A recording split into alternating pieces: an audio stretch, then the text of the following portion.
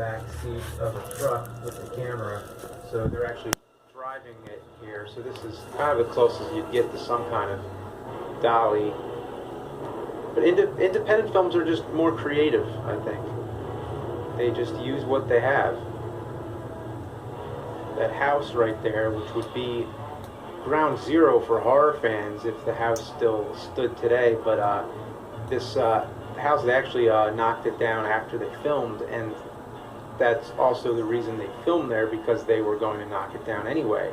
And that's another thing, you know, independent films always being resourceful.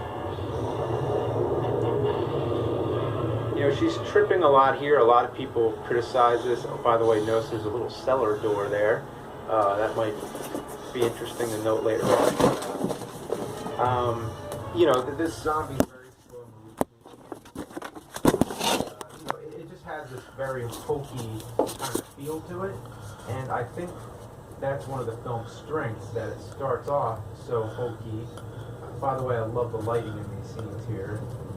I love when the light makes shapes and when the outer edges of the frame are dark. It's always, you know, a favorite of mine.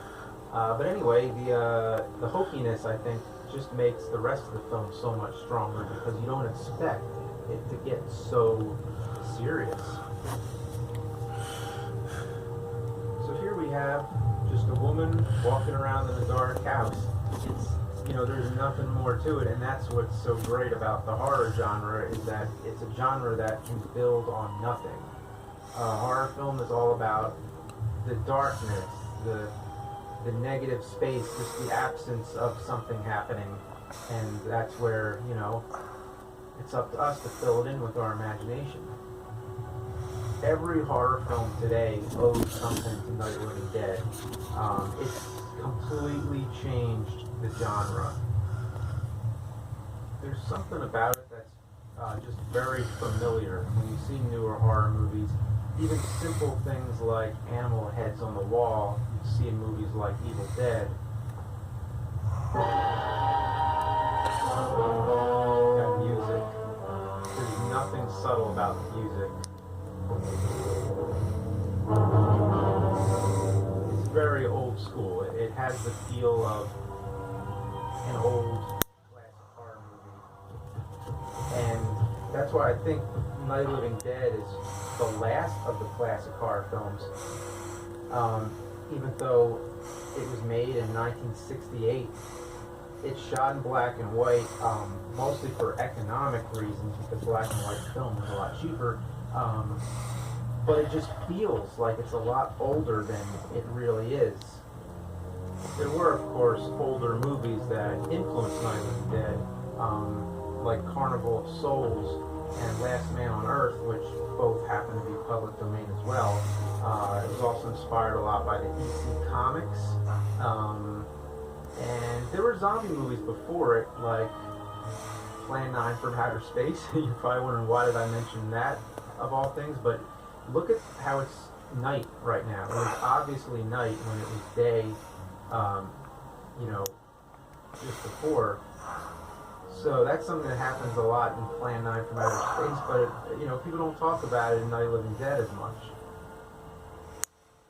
There was White Zombie. There were tons of zombie movies before this, but this was the first one where the zombies eat flesh.